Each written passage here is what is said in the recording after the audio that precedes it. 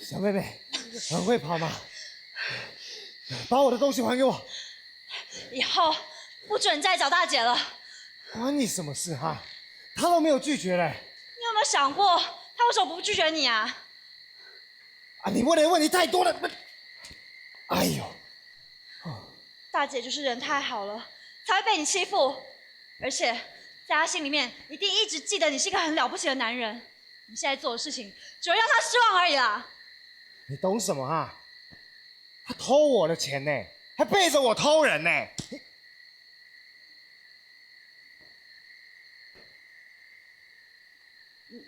你宁愿相信别人，也不愿意相信一个爱你爱到现在还在拿钱救济你的人吗？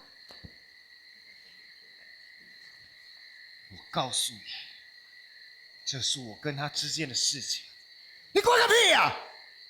我每天跟大姐住在一起，我当然要管。啊，大哥，啊，我靠，他在这，大哥对不起，我们现在来晚几点了哈？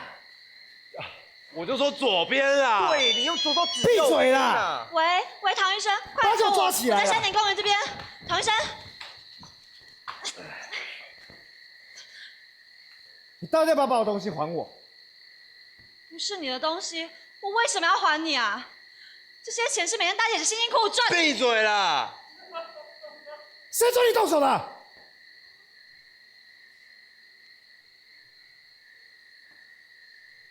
找条绳子，把他绑起来。走。走了。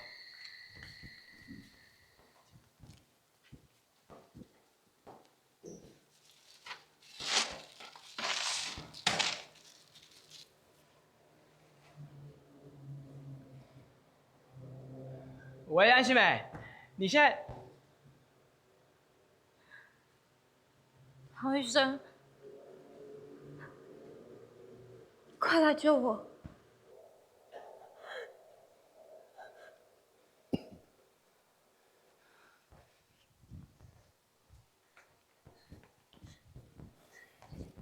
走快一点。快点！大哥，这里可以了吧？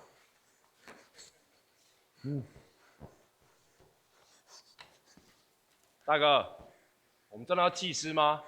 靠腰哦！气什么尸啊？人家还活着啦。你也闭嘴啦！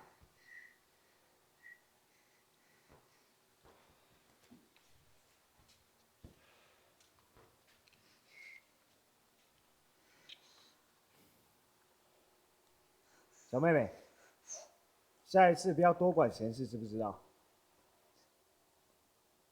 乖乖待在这里，等一下有人会来找你。走。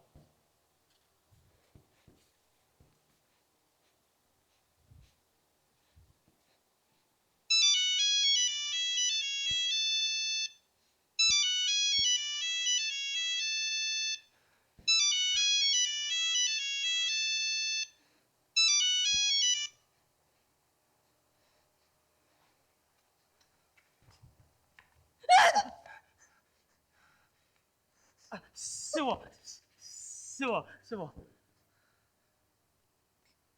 是我。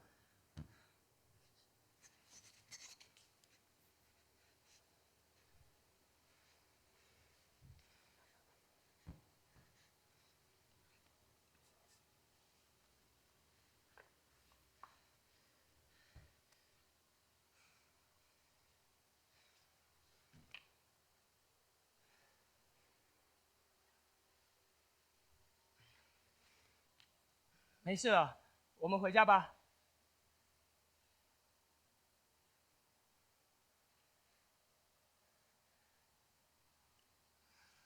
怎么了？他们没有对你怎么样吧？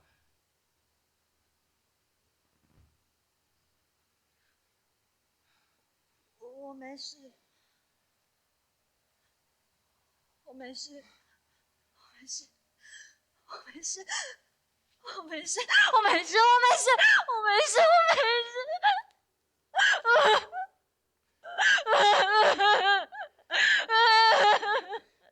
不要怕，我来了。不要怕。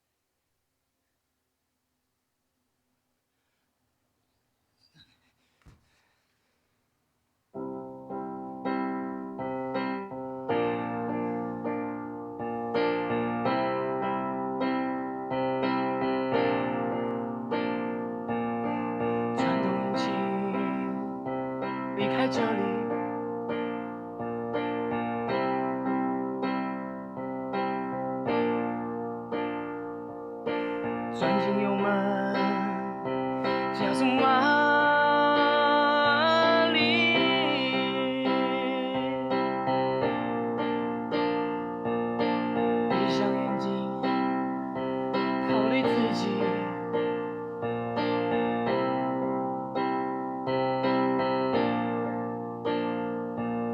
踩着身体，不再窒息。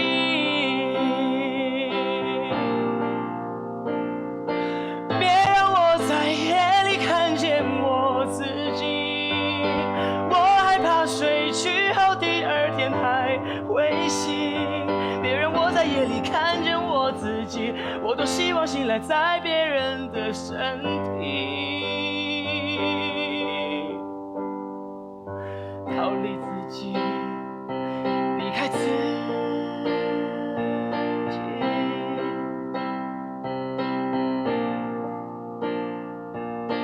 你没资格反证命运，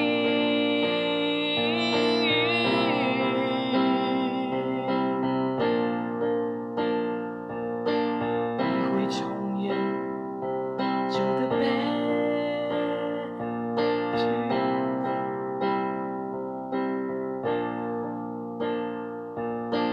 你要看清种种回忆。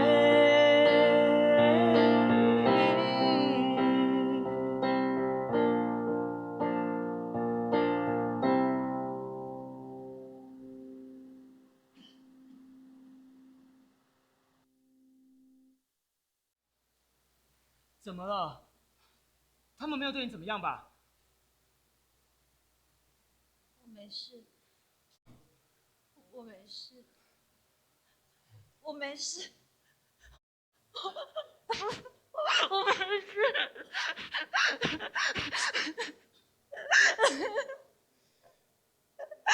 我来了，不要怕。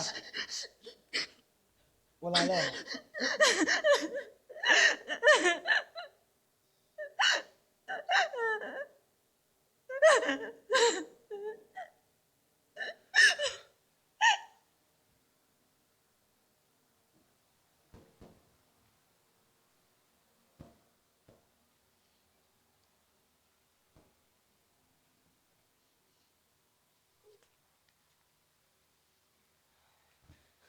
西美，西美，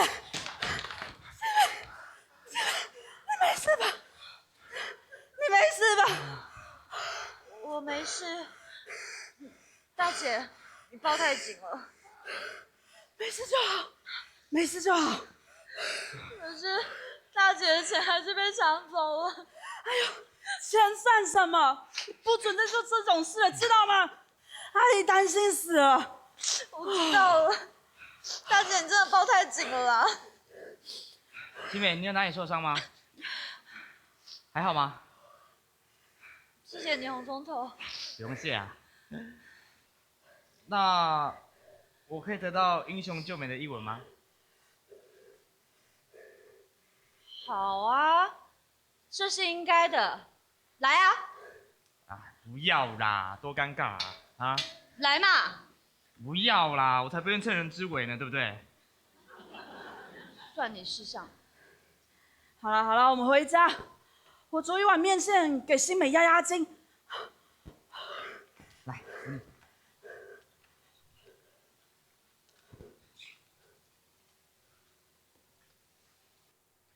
学长，嗯，你刚刚那句成语是不是用的不太妥当？有吗？哪一句啊？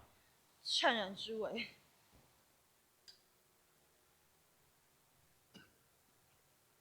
新美，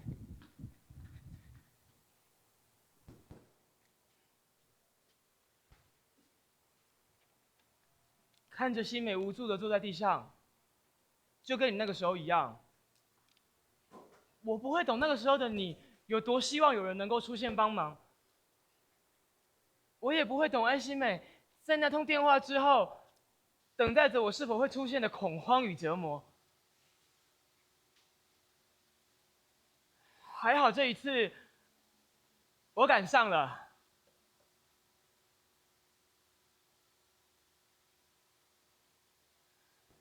雨，你会原谅我吗？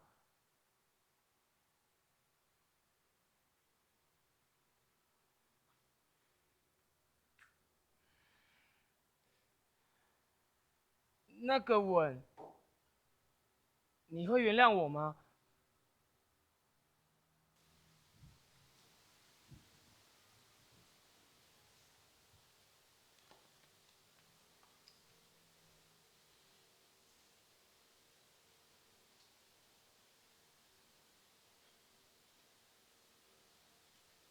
我觉得整个世界都是歪的。早上醒来，我坐在床上有好一段时间都不能动。天花板是倾斜的，墙壁呈现 S 型，地板变成波浪。难道大地震了？我都不知道啊。揉揉眼睛，环顾四方，却发现一切正常。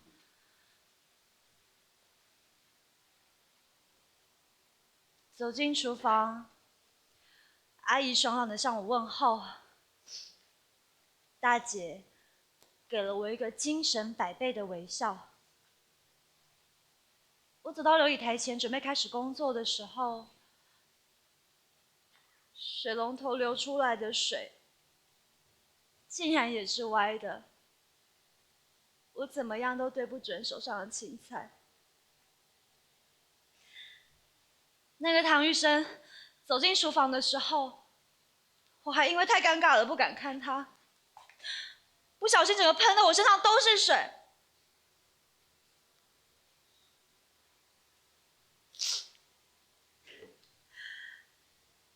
果然，睡一觉起来也没什么用。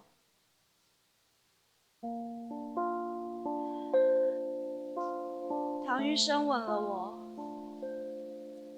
这是一个不可能改变的事实。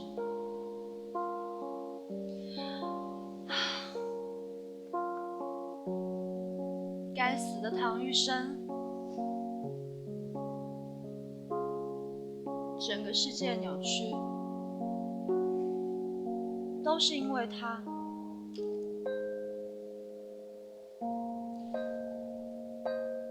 像在太空里，我失去声音，像是人造卫星失去轨道运行，像在噩梦里，我没办法苏醒，像是忘记台词在舞台上演戏，像在宫廷里挡不住的空无噪音，像是违章建筑却无法检举，像在夏夜里脱不掉的黏热空气，像是台风过境来了又去。那一天你上演几个旧约，那一天你摧毁我的世界，那一天你上演几个旧约，那一天你摧毁我的世界，那一天能找回地心引力，那一天再厚的心能平静，心能平静。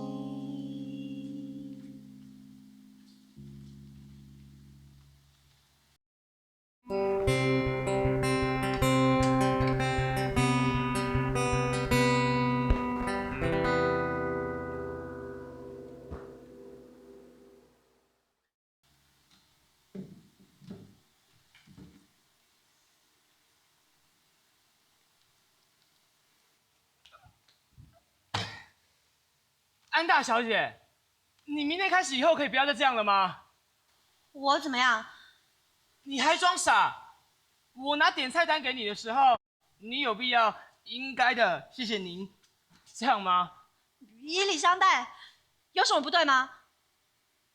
那也不需要表现得像个百货公司里的电梯小姐啊。是你反应过度吧？一定是因为你忍不住吻了我，所以心里面七上八下的。哈，原来你才是电梯小姐啊！我早就告诉过阿姨，不能让你坐在这里。真不晓得接下来你还会对我做出什么事情来。我本来是不想理你的哦，可是我觉得不能姑息养奸。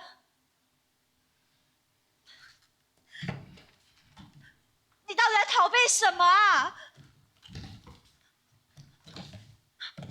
突然吻了我，然后一个解释都没有吗？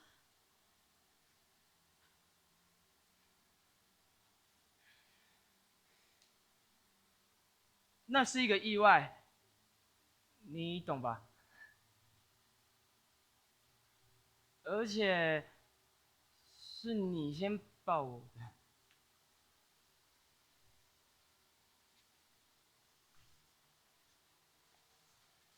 有人抱你，你就会主动亲他是吗？真不好意思，我错怪你了，那只是一场意外。我明天就要在我的嘴巴上面装上红绿灯，不然别人嘴巴装上来，我也怪不了谁，只能说这是一场意外。对不起，我不是这个意思。结论就是这样，你是个不负责任的男人。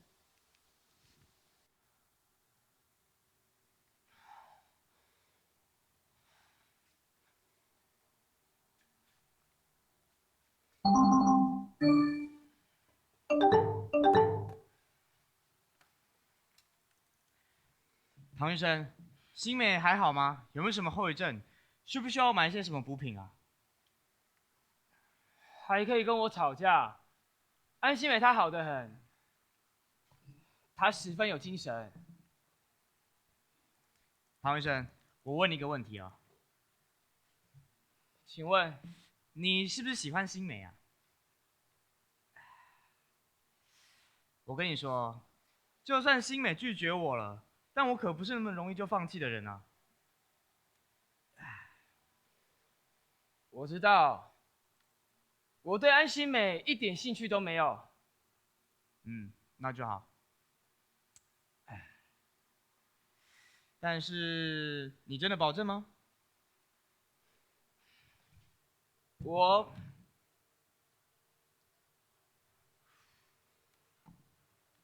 我可是有雨鱼了。你知道其实一个人可以同时喜欢两个人吗？那是学长的经验谈吗？是这样没错啦。不会有罪恶感吗？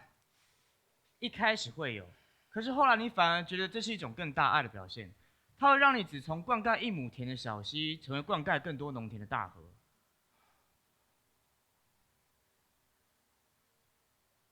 我不懂。也没错啦。如果你说你同时喜欢雨鱼又爱上新美，我是不会相信的。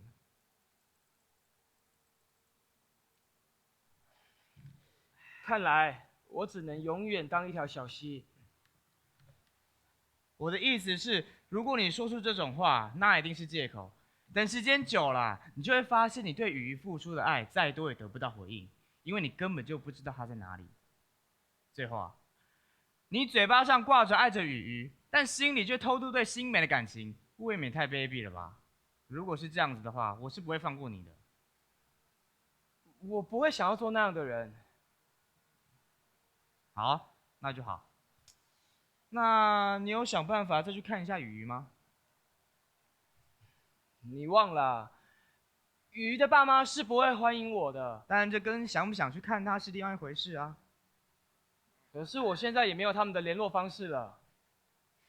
好，那我去帮你问，你不要怕。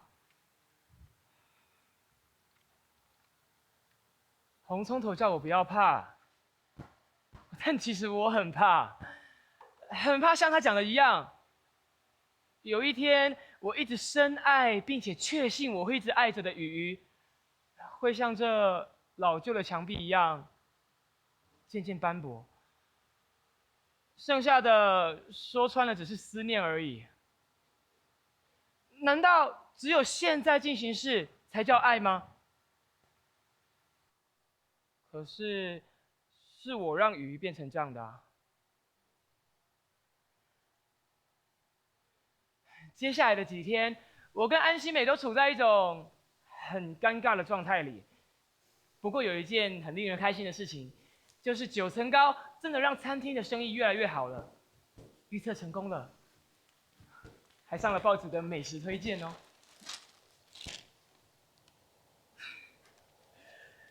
看着阿姨看到报纸笑眯眯的表情，我心里也很高兴。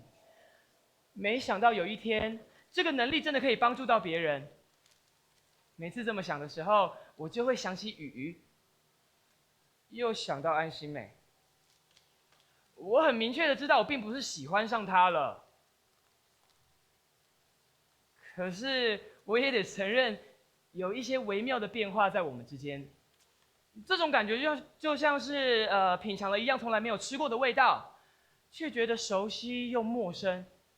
或许没有非常喜欢，但也植入了记忆中。我想，就让时间淡化这一切。我可以独自安顿好这些错综复杂的情绪，回到生活的正轨上。只是偏离轨道的，不只是我跟安心美2个人。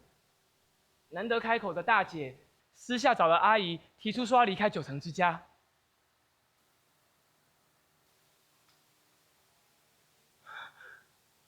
大姐要离开餐厅，不可以。我也很难受啊，突然说要走，都是那个男人害的。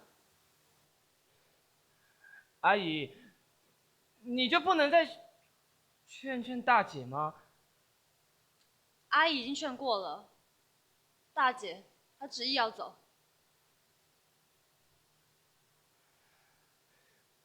大姐，你真的要离开我们吗？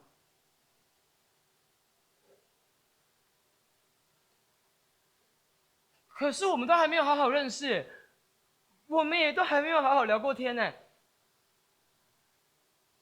大姐她也觉得很可惜，可是她觉得她已经很认识玉生了，玉生为大家做的所有事情，她都看在眼里。真的没有其他办法了吗？如果有其他办法，你觉得大姐会愿意离开我们吗？可是那也太不值得了。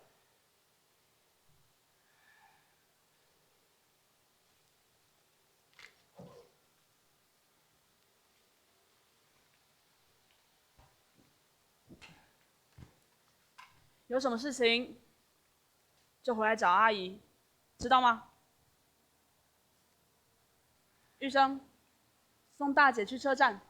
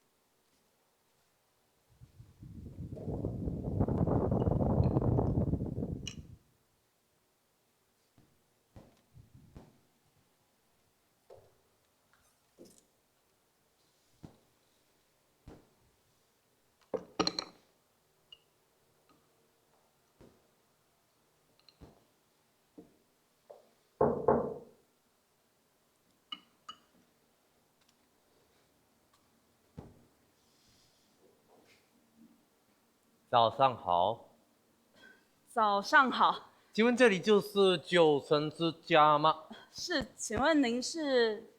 廖莲妹女士。是，我就是。您好，我是您前夫的合伙人，毕竟山上，这是我的名片。请问有什么事吗？没什么，他就请我过来看看状况。他既然请您过来一趟，一定是有什么事吧？您就直接说，没有关系。您果然就像他说的一样。请问，餐厅最近的生意还好吗？他需要这间房子吗？是。事实上，他接到一笔案子，需要一笔资金去周转。男人离开女人之后，都会回来找女人要钱吗？他不是来借钱的，廖女士。这间房子的所有人还是登记在他的名下，对吧？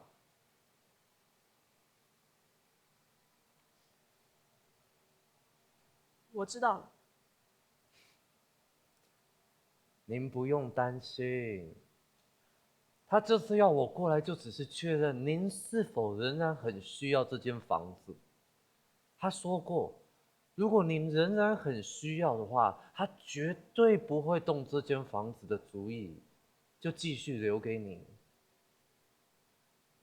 除非您不需要了，他才考虑把房子卖了，拿钱去周转。这一切都是尊重廖女士您的决定，所以这间餐厅您还有要开下去的打算吗？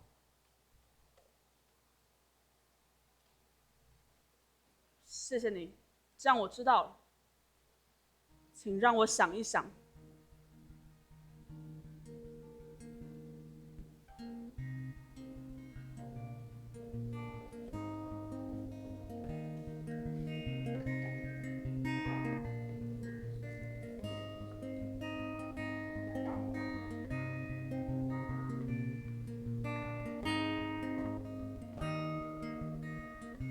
这间餐厅您还有要开下去的打算吗？再让我想一想，留不下的，又能留下什么？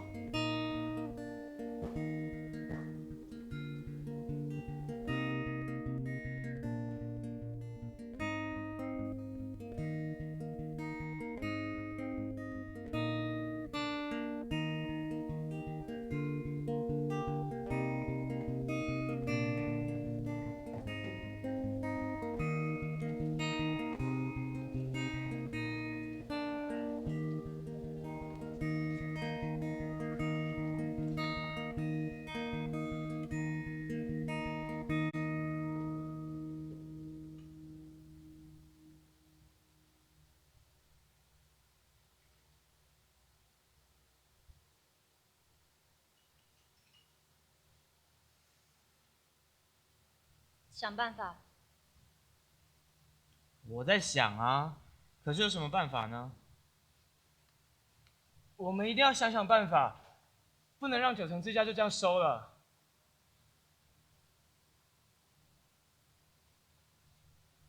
西美啊，如果九城之家真的收的话呢，你还是可以来我鸡排店打工的。我请你来，不是请你帮这个忙的，要帮的是怎么样把这间餐厅留下来。阿姨一定也很难过吧？阿姨一直守着这间餐厅，大概就是希望有一天姨丈回来，有一个可以找得到他的地方。可惜的是，他等到的不是姨丈，而是一个日本合伙人。现在房子租金这么贵啊，假如房子不是自己的，生意一定做不起来。明明就是要留给阿姨了，现在又想要要回去。男人就这样，靠不住。新美啊，你这样说就不公平喽。那天刚好是有我们2个男人保护了你，才打退那些流氓的，不是吗？是，靠得住的又不负责任。有必要扯到那里去吗？哦，我忘记了，那件事情是个意外，是意外。什么意外啊？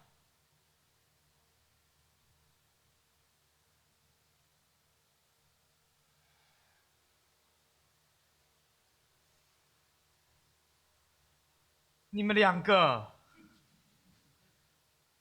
唐玉生，你这个卑鄙小人呐！事情不是你想的这样。你还说你不是那样子的人，我就真的，你还说我就真的不是那样的人啊！你冷静一点。你冷静一点，事情不是你想那样。说我吻了唐玉生，什么时候？就在你们赶走流氓那天。唐玉生，我要打死你！等一下，他说是他吻了你，不是，安心妹吻了唐玉生？不是，我早就看出来安心妹喜欢的是你了，不是唐玉生，我要杀了你！不要再说谎了。是我吻了安心美。我已经解释过了，那是一场意外。你到底想怎样啊？我实在是很难想象，一个人对另外一个人没有兴趣，却还是会吻他。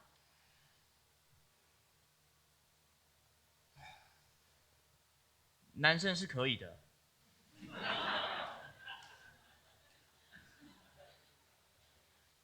你到底想说什么？唐玉生，你喜欢我就大胆一点，要不然就告诉我，你对我一点意思都没有。我很乱，你知不知道？阿姨的事情、大姐的事情，还有我自己的事情，这整间店的事情，没有一件事情我知道该怎么办的。到底从什么时候开始，没有一件事情是对的？你都是你。如果我没有遇见你就好了，如果我没有被你吻了就好了，如果我没有被他们抓住就好，我没有多管闲事就好，我没有上来台北，我没有住在这里就好，要是我没有喜欢你就好了。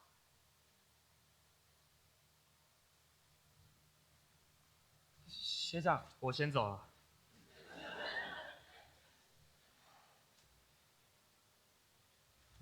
新美。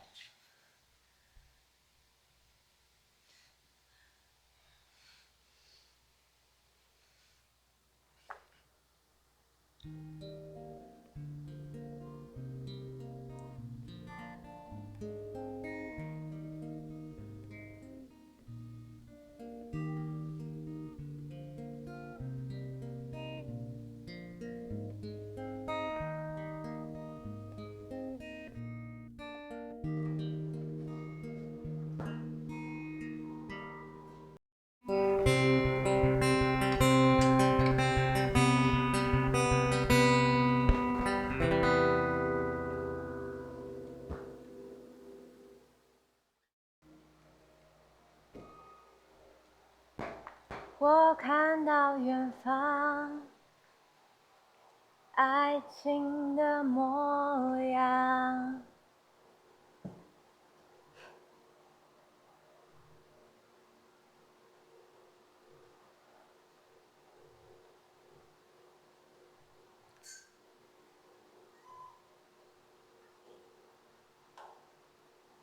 我是鱼，不是莎莎，不是晶晶。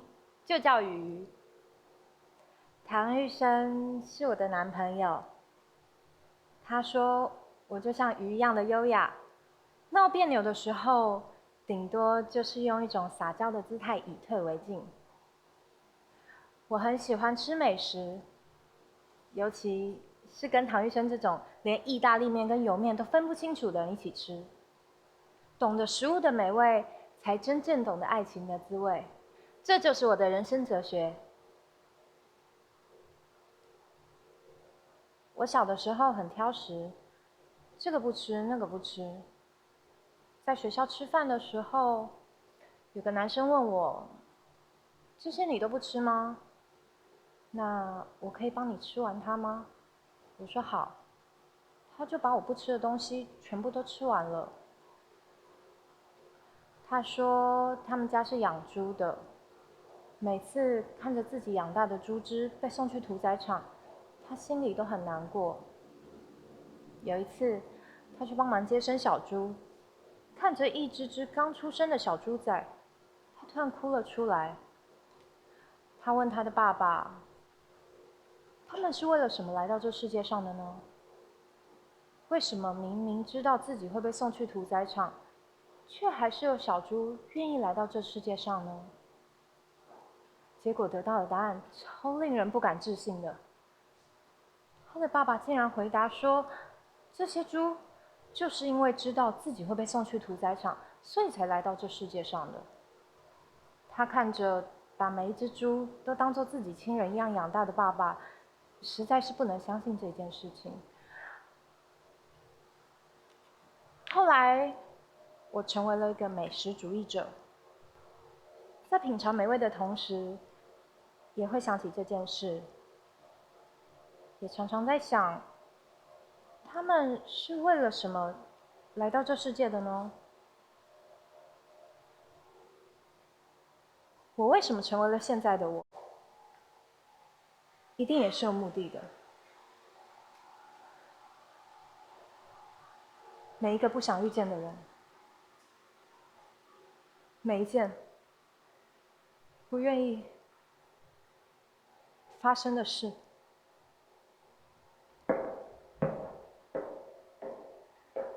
你要干嘛？不要过来！不要！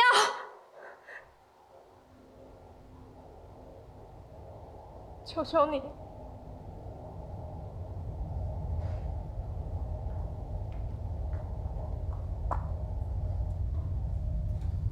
我为什么成为了现在的我？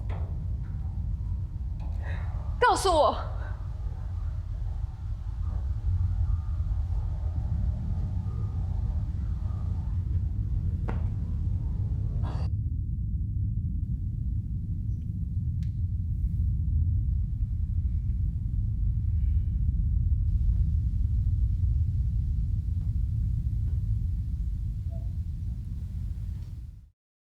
谢谢，谢谢光临。谢谢，欢迎再度光临。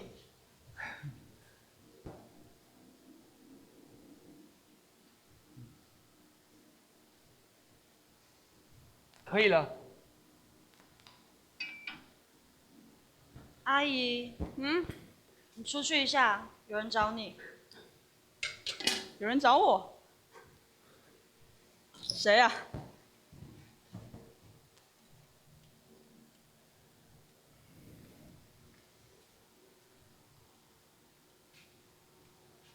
月纯现在已经不在这里了。我是来找阿姨的。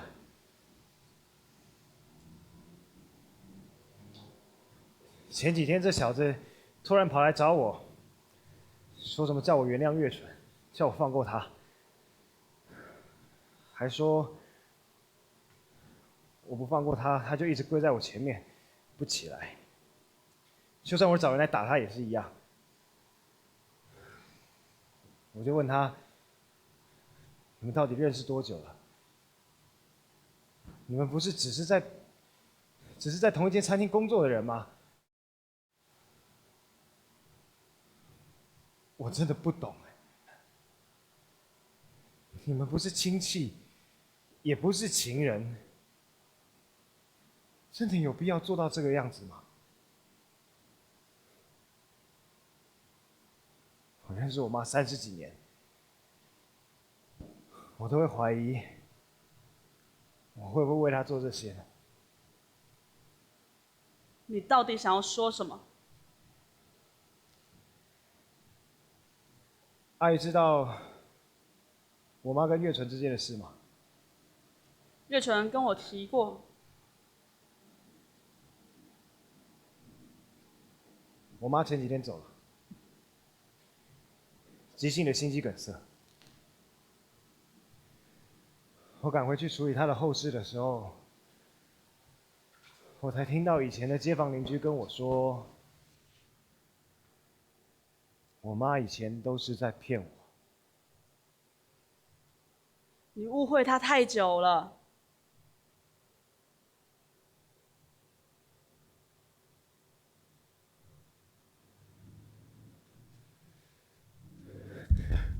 我再也不会相信你了。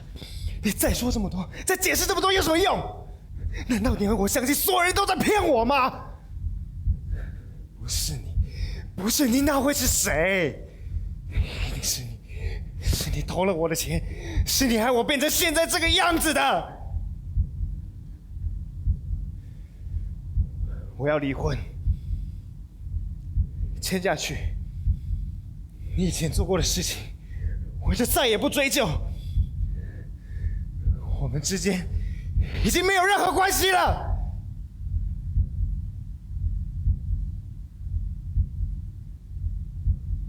我对不起他。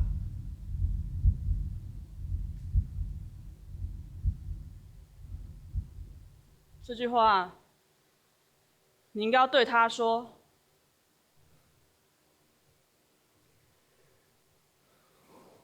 我没有脸见他，我伤害他太深了。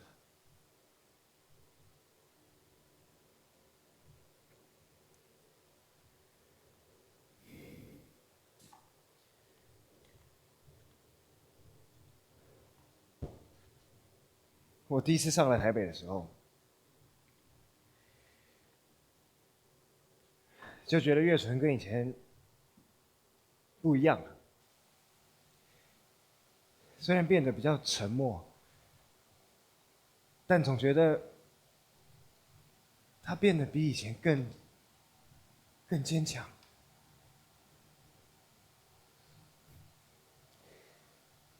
你们给了月纯我给不了的自在跟快乐。我们没有你说的那么伟大。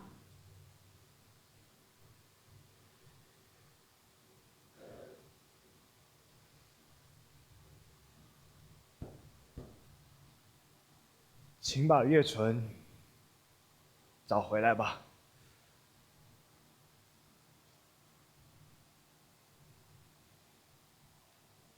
好，我知道了。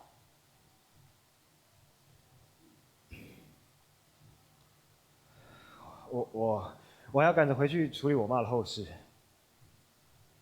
先走了。等一下。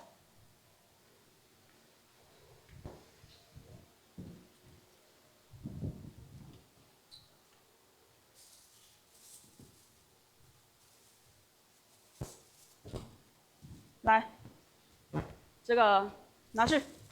不用了，我这是要给你妈妈的，客家发糕。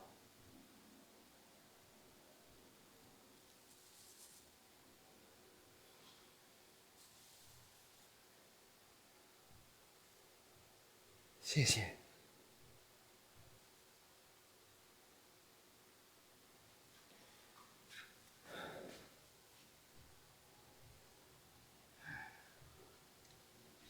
阿姨，大姐她会回来吗？我也不知道，但我们可以试试看。来吧。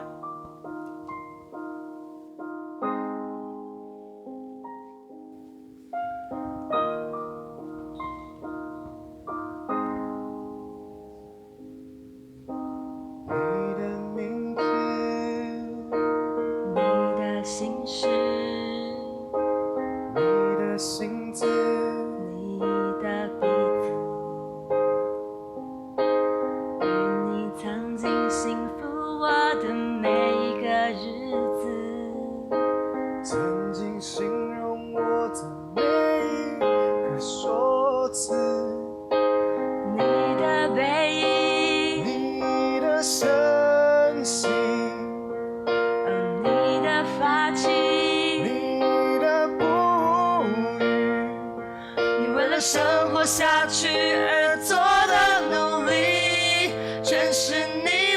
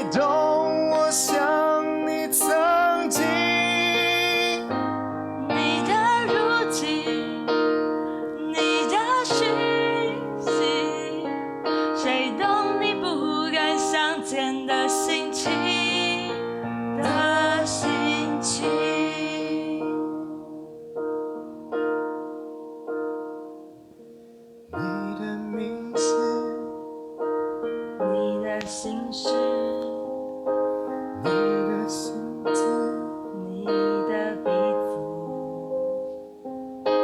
与你曾经幸福我的每一个日子，曾经形容我的每一个说辞。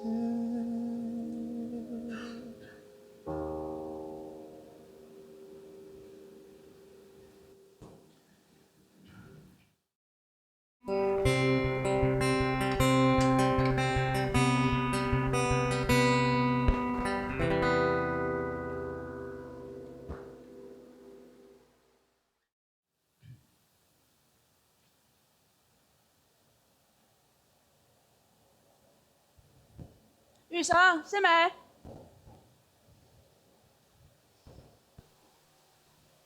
你们看，谁回来了？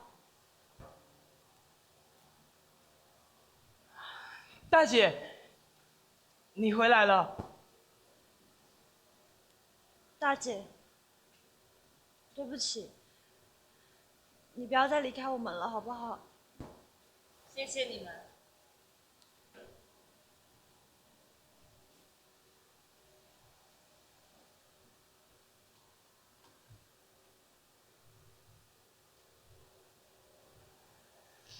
阿姨，嗯，那你愿意把9层之家继续开下去吗？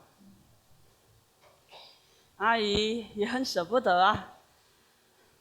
希望你们能够明白，我想要把这间房子还回去，绝对不是想要跟你们分开，也不是不想再继续做菜了，只是我似乎想不到更好的方法。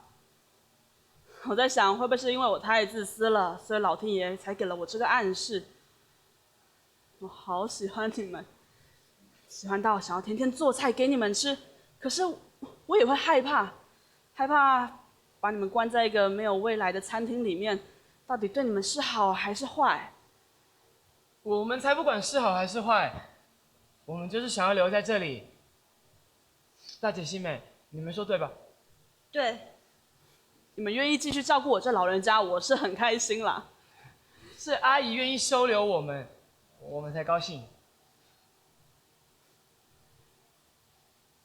不然，再让玉生预测一次吧。你那个叫什么？黄金5秒。对，你们认真的吗？不然是说假的吗？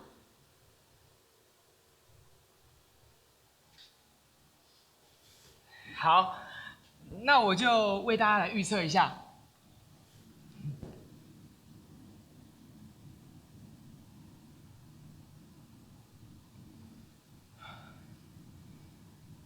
1、2、3、4、5。怎么样？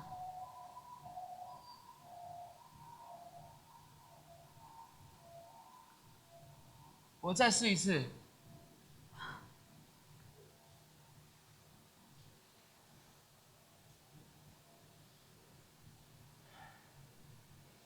1、2、3、4、5。是不是还是应该要把房子还回去啊？不是，再让我试一次。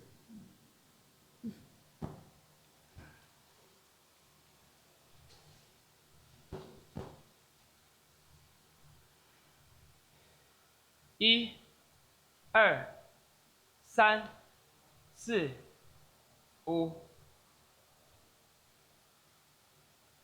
果然，阿姨，9层之家一定要继续开下去。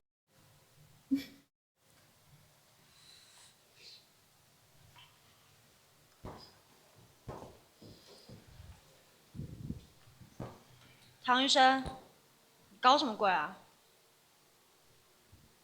不知道，我的预测好像失灵了。怎么会这样？我想，大概是因为我昨天梦见鱼了。雨，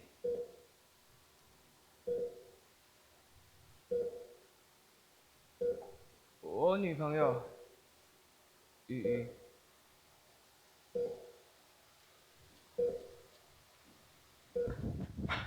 唐医生，我有雨的消息了。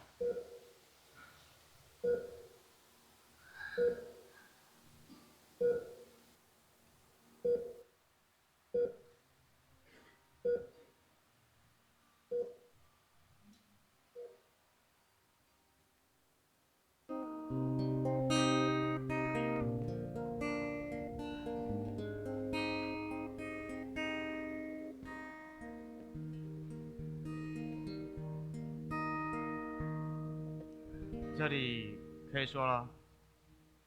谢谢。哎，我先问，那天后来你跟新美怎么样了？我们什么都没发生啊。好，那就好。但是我跟你说，就算新美说喜欢的是你，但我想你知道，我不是那么容易就放弃的人啊。我知道。现在放弃，比赛就结束了。啊，对了，你说你有雨的消息了？对啊，我最近啊四处打听雨的消息，在网络上认识一个住在北京的网友，对方是一个护士。他说似乎有听过一个从台湾来的忽明不醒的年轻女孩。他认识雨吗？先别急嘛，他也只是恰好听过这个病例啊，也不知道是不是在他们医院。他问我在哪间医院，我也不知道。可以请他帮忙查一下吗？我有，可是他很忙啊，而且我有就他 MSN 账号，没有其他联络方式。请他帮忙。在北京昏迷不醒的台湾女孩应该没有几个。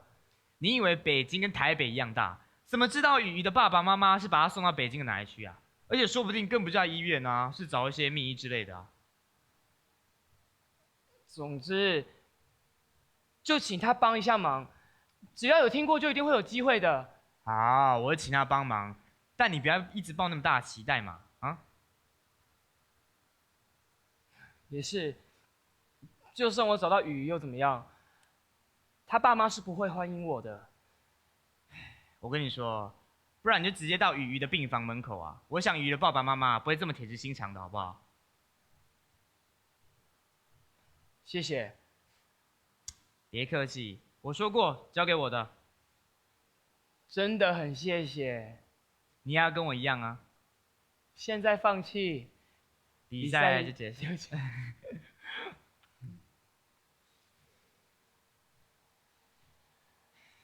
其实啊，不用说了啦。我觉得是我不够聪明。现在啊，让我继续喜欢他就好。他喜欢谁，我不在乎。除非你愿意放下雨，然后跟新美在一起。我知道了。现在啊，我就努力找到雨的下落。你呢，就负责想好怎么面对雨的爸爸跟妈妈吧。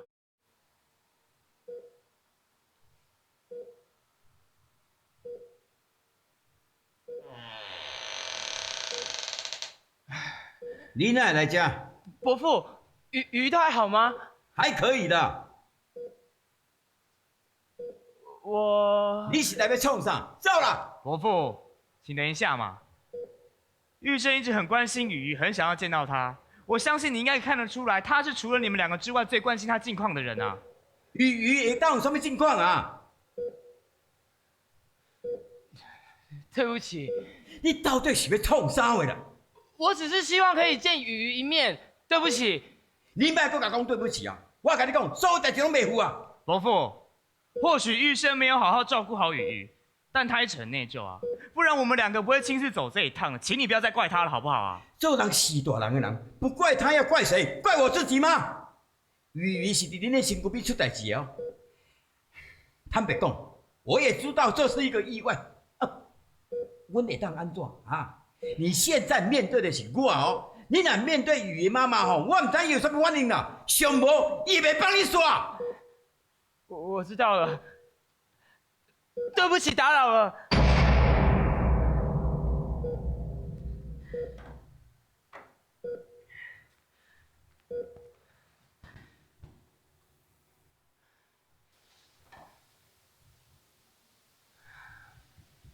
真的不行，为什么不行？就去啊。就是不行。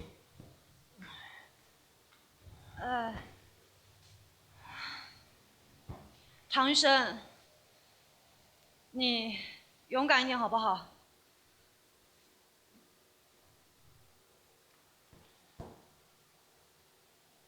不是每个人都可以像你一样，像我怎样？像你一样不用在乎别人的感受。不是每个人都可以像你一样，把爸妈丢在屏东，不用在乎他们的感受。那是因为我要对我自己负责。我想要的一切在那里都得不到，所以我离开。我可以对不起任何人，但是我不能对不起我自己。你根本就不了解我跟雨的状况。我不能去，我不能再对其他的人造成更大的伤害了。我的人生就是这样，我只会伤害我身边的人。你来到这里，你到底伤害谁了呢？你帮助这里每一个人，阿姨、大姐还有我，我很开心你在这里啊，唐玉生，唐玉生，你已经不是以前那个唐玉生了。我觉得，不管雨的爸妈怎么想，或者是鱼的状况怎么样，你都必须要去。可是，不要逃避。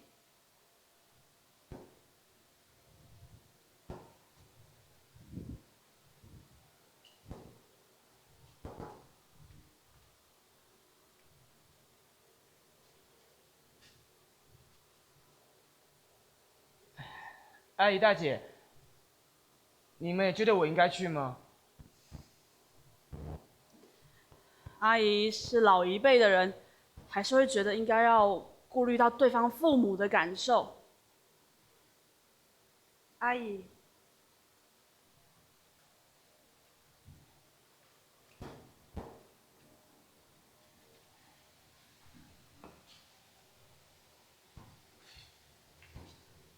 你自己觉得呢？这几天下来，我真的越来越不知道了。就算我去了又怎么样？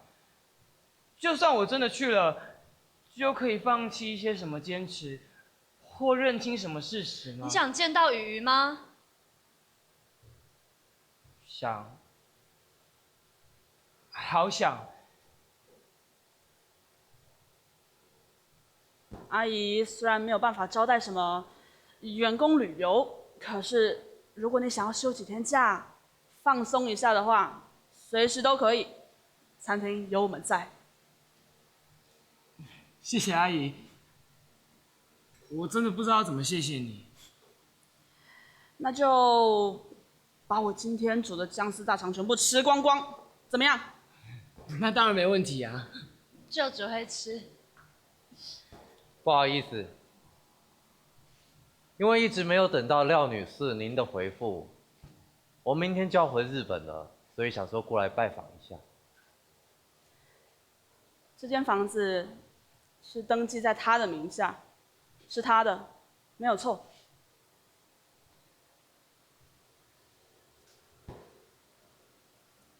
可是我想要把它买下来，我想要买下这间9层之家。如果您需要，他说过没有关系的。如果他愿意卖的话，我希望能够买下来。是吗？但是可能要请他通融一下，我目前没有办法一次付清，但我会尽快补足的。好，我知道了。我想他会直接过户给你。我希望能够自己买下来。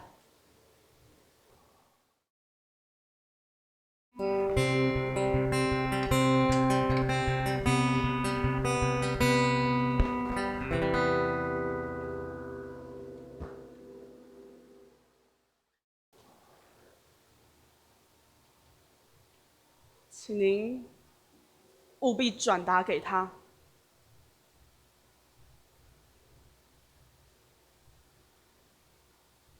好，一定。那告辞。他家里还好吗？还算可以。有小孩吗？有2个男孩。那真的很好，请替我问候一下。好，那女士辛苦了，也请您多多的保重。告辞。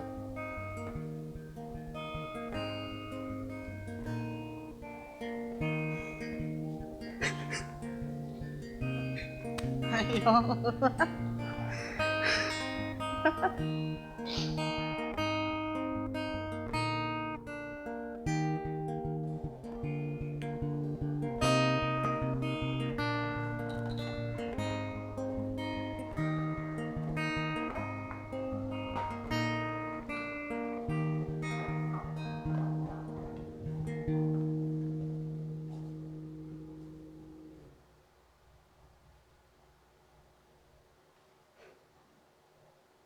唐医生同学，为什么你要低着头？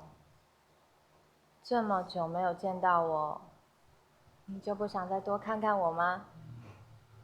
那好，以后都不要给你看了。我很想你，真的很想你。你有多想我？我就知道你会问这个问题。我跟你说，我跟阿姨学了好几道超好吃的客家料理。等你回台北之后，我要在你面前大显身手。哎呦，现在变得这么厉害啦！嗯，我的苦心果然没有白白浪费了。当然了，因为我有这么好的老师教我。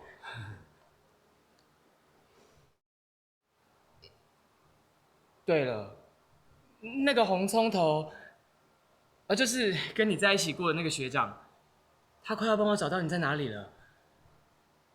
可是我不知道我应不应该见你，或者是说，我想不想见到你，也或者说，你会想见到我吗？就算你现在没有办法张开眼睛，可是你也一定可以感觉到我的存在吧？我当然可以感觉得到你的存在，而且我现在就在这里啊！你要去哪里找我？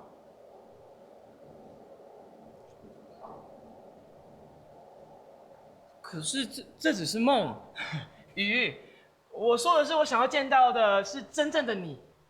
真正的我不就在这？不是，不是，应该是说原来的你。原来的我。可是原来的我已经不在了。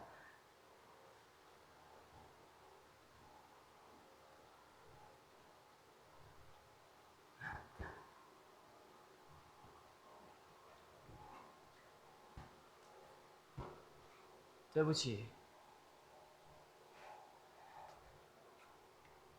没关系，我原谅你。而且我已经决定了，我要在这里陪你。雨，这只是梦，你不能待在这里。可是我想要一直在这里陪你，一起看这个世界，一起吃好吃的东西。我还想要跟你一起经历好多好多事情。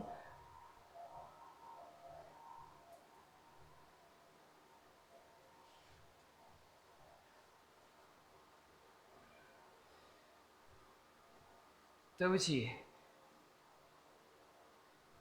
你该走了。我觉得我不能再继续依赖你，是时候了。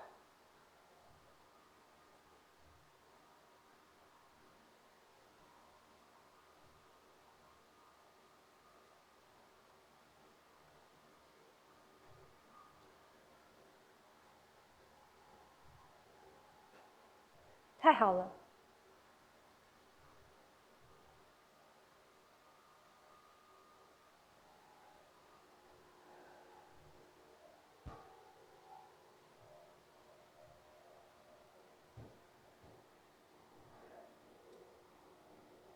太好了。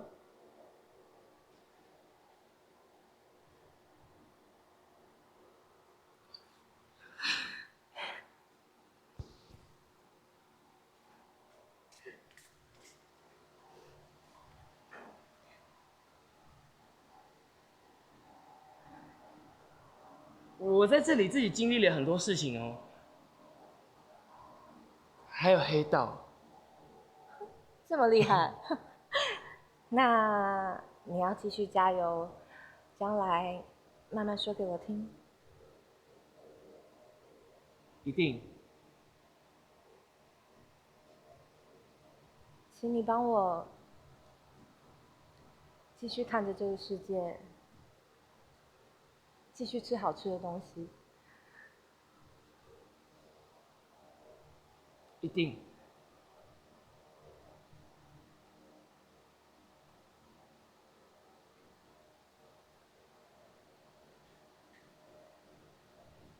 接下来的每一天，就拜托你了。一定。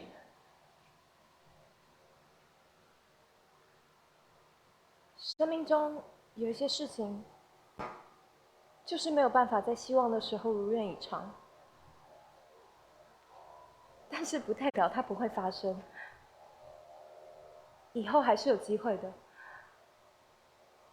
我听不懂。我先教你，你慢慢懂，没关系。一定。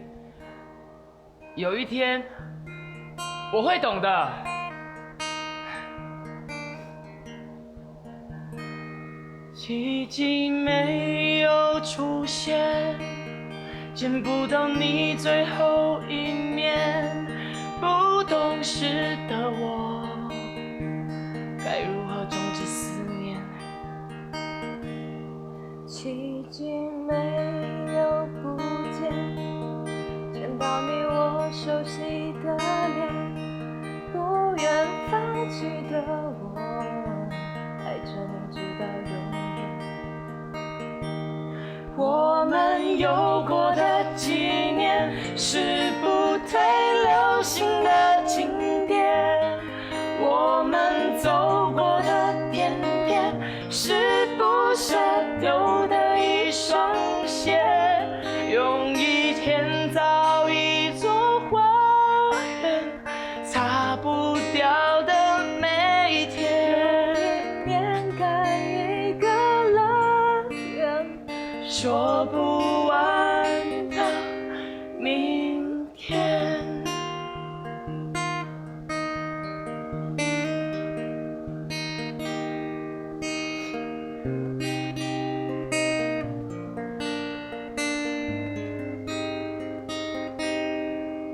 不用说再见，就别说再见。我想要对你说的话还没熄灭。不用说再见，就别说再见。全部的时间都不可能白费。我们有过的纪念，是不退流行的经典。我们走过的点点，是不舍丢的一双鞋。用一天造一座花园，擦不掉的每一天。念盖一个乐园，说不完的明天。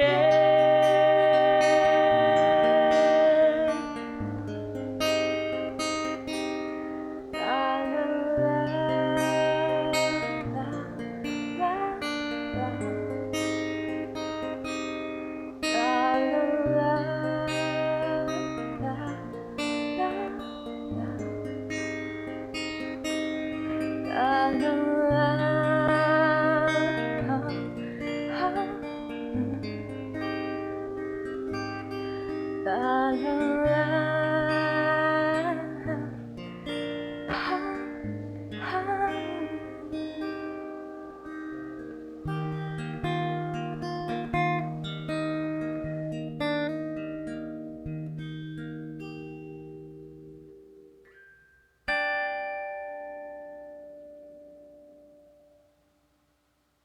这个梦醒来，我接到了雨鱼爸爸的电话。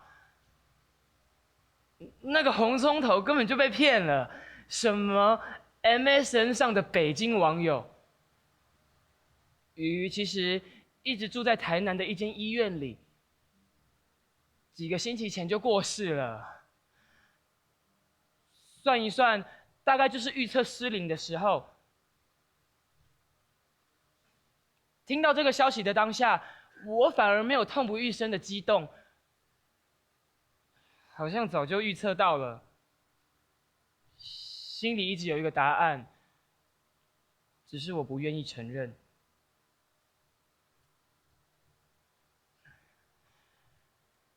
而我心中那股绵长的遗憾，伴随着雨鱼的逝去，像是某种气息，不知不觉渗透在我呼吸的世界里。那是我生命中不能摆脱的，同时，也是仰赖的部分。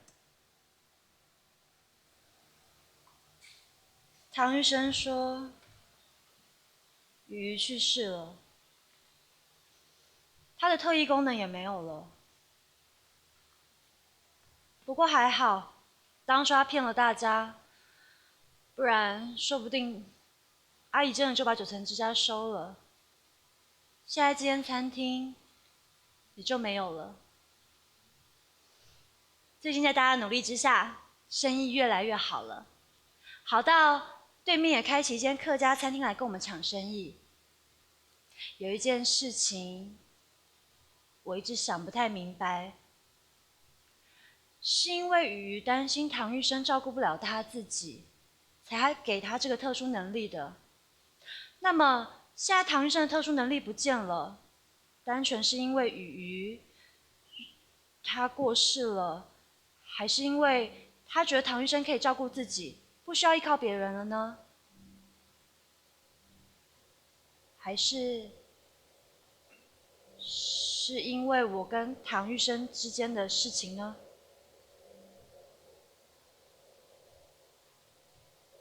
总之，这个黄金5秒的预测能力真的有点诡异耶。阿姨知道这件事情之后，要唐玉生暂时不用进来厨房帮忙，但是那天他还是一如往常的进了厨房。我们什么都没问，就像是熟悉的一家人。很多事情不需要靠言语沟通，好像只要回到九层之家厨房的那一刻，就代表自己愿意整理好情绪，愿意接受其他人关心，重新面对生活。重新面对生活。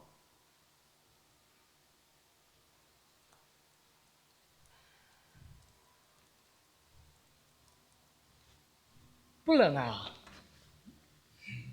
刚刚不冷，你一过来，寒流就来了。冷死你！看我的特异功能！不是没有了吗？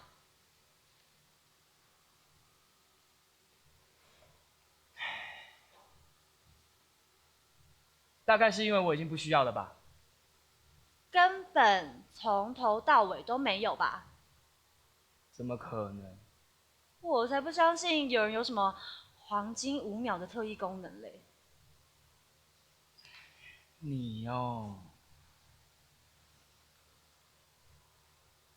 现在几点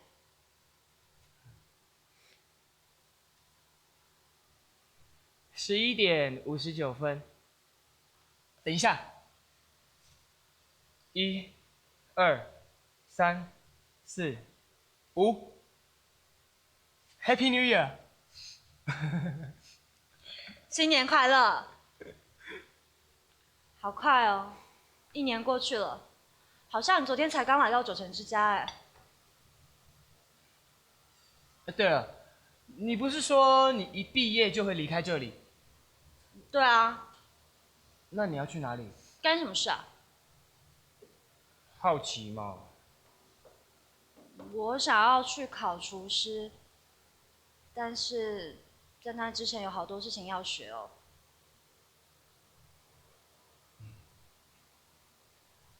笑什么啊？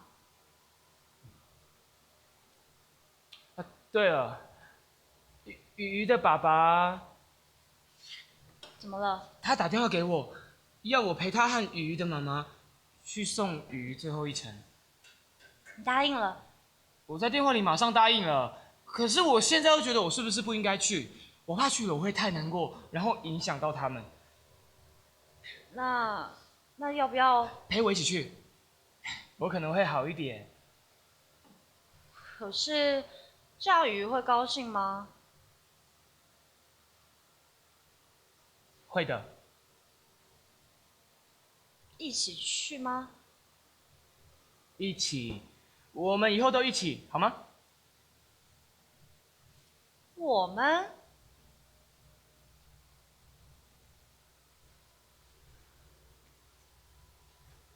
玉香、七美，阿姨跟大姐煮了一些宵夜来吃，有姜丝炒大肠哦。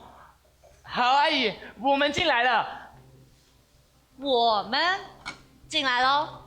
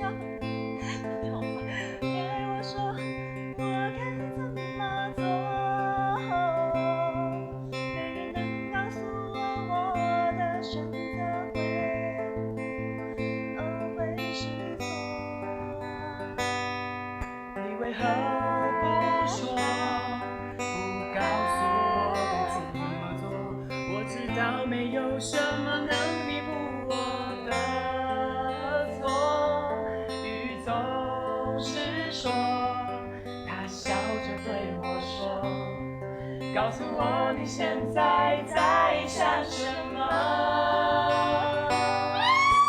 我不想走，我要走，走向没有你的生活。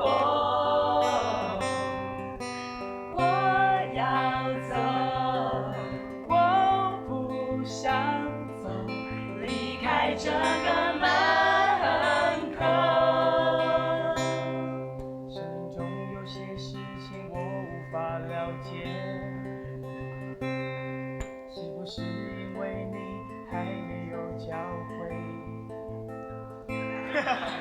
累就放面对，梦里的世界一定很晚。